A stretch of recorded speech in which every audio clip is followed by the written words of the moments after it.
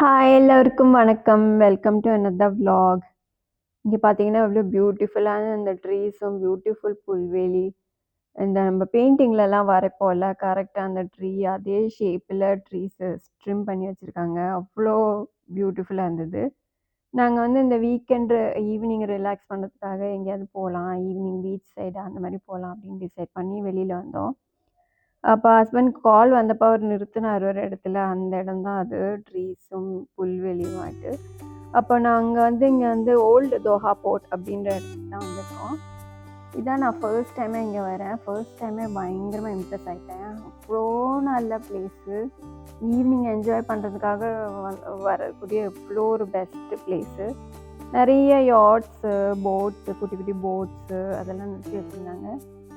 யாட்ஸ்லாம் நான் பிரைவேட் ப்ராப்பர்ட்டின்னு நினைக்கிறேன். ஆனால் போட்ஸ்லாம் டூரிஸ்ட்க்கு ஓப்பன் அப்படின்னு சொன்னாங்க. நாங்கள் ஆனால் சும்மா ஜஸ்ட் நடக்கலாம் அப்படின்னு சொல்லிட்டு தான் நடக்க வந்தோம். ரொம்ப நேரமாக நடந்துட்டுருக்கோம். ஒரு 15 மினிட்ஸ் ஆயிடுச்சு. நாங்கள் நடந்து இந்த கோஸ்ட் லைன் ஃபுல்லாக அப்படியே நடந்து வந்துட்டு பார்த்துட்டே போகலாம். அவ்வளோ நல்லாயிருக்கும் அந்த ஏரியா. இங்கே பார்த்தீங்கன்னா இதெல்லாம் கண்டெய்னர்ஸ், இந்த கலர்ஃபுல்லாக இருக்கிறதுலாம். இந்த ஷிப்பிங் கண்டெய்னர்ஸ்லாம் அவங்க கலர் பண்ணி அதை ரெஸ்டாரண்ட் மாதிரி மாற்றி வச்சுருக்காங்க. அது கீழெல்லாம் குட்டி குட்டியாக நிறைய டிஃப்ரெண்ட் குசின்ஸ் உள்ள ரெஸ்டாரண்ட்ஸு. மேலே பார்த்தீங்கன்னா அங்கே இந்த ஓப்பன் கொஞ்சம் பிளேசஸ்லாம் சில கண்டெய்னர்ஸில் பார்த்தீங்கன்னா ப்ரேயர் ரூம் மாதிரி அரேஞ்ச் பண்ணியிருந்தாங்க. அப்போ ஈவினிங் டைம்னால நிறைய பேர் அங்கே ப்ரேயர்லாம் பண்ணிகிட்டு இருந்தாங்க.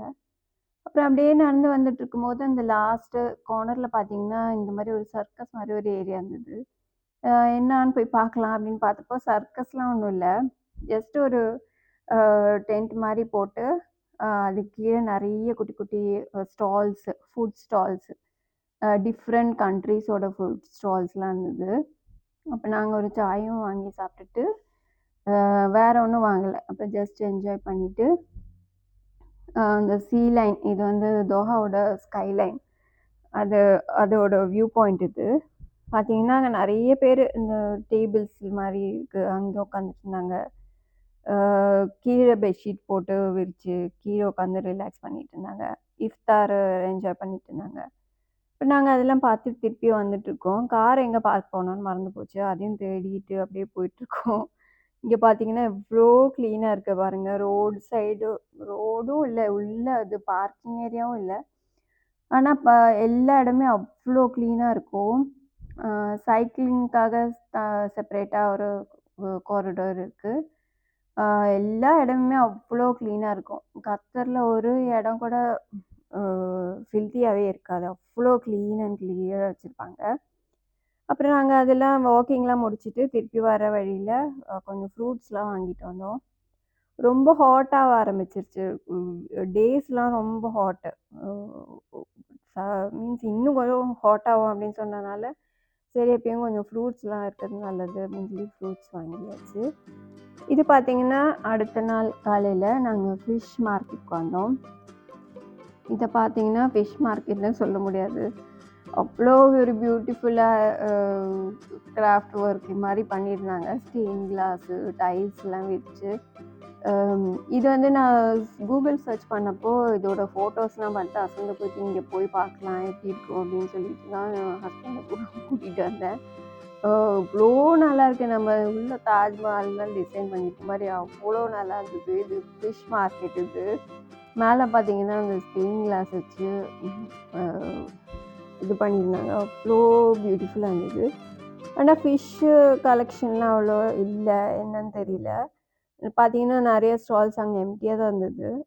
இருந்த ஃபிஷ்ஷெல்லாம் நல்லா செலக்ட் பண்ணி கொஞ்சம் கிராப்ஸும் வாங்கி க்ளீன் பண்ண கொடுத்துட்டு நாங்கள் இந்த சைடில் சரி வெளியில் வெயிட் பண்ணிட்டுருக்கலாம் அப்படின்னு வந்தால் வெளியிலேயும் சூப்பர் பியூட்டிஃபுல்லான ஒரு ஏரியா அது.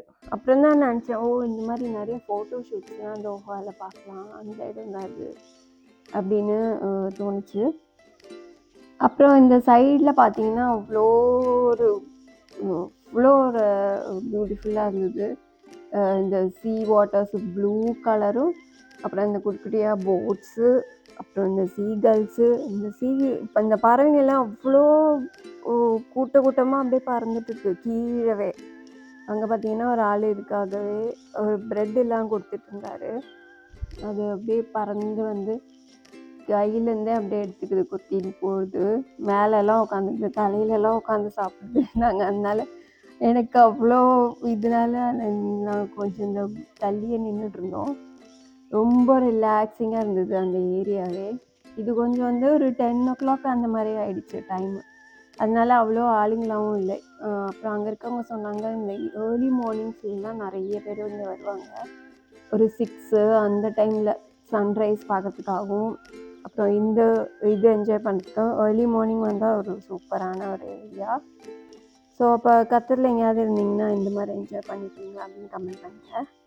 அப்போ நாங்கள் இதெல்லாம் பார்த்து என்ஜாய் பண்ணிவிட்டு ஃபிஷ்லாம் வாங்கிட்டு பேக்கரி ஐட்டம்ஸும் கொஞ்சம் வாங்கிட்டு வீட்டுக்கு வந்தாச்சு. இதே next day as usual weekly grocery shopping லூலூவில் போனோம். வெயில் ஆல்ரெடி ரொம்ப அதிகமாக ஆரம்பிச்சிருச்சு. இன்றைக்கி குக் பண்ணல, டர்க்கிஷ் பிளாட்டர் ஆர்டர் பண்ணி வீட்டில் சாப்பிட்டாச்சு. இப்போ இப்படி தான் எங்களோட வீக்கெண்ட் இருந்தது. இப்போ நெக்ஸ்ட் vlogல பார்க்கலாம். Take care. பாய்.